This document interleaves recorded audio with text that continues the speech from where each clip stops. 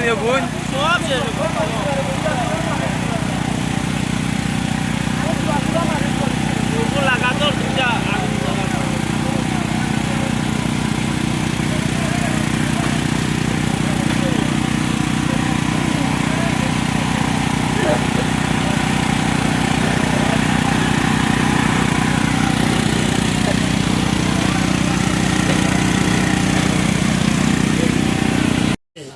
এই যে ঘরটা অনেক দোকান আগুনে জ্বলে গেছে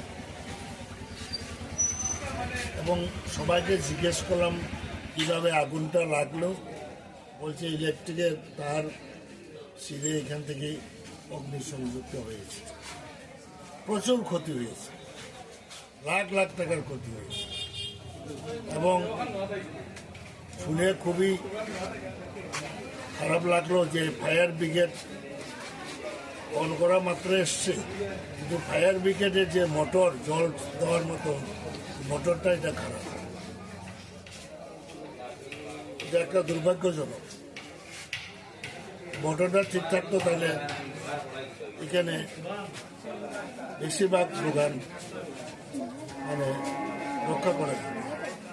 এটা একটা ইনকোয়ারি করা দরকার, কি কারণে কি হয়েছে।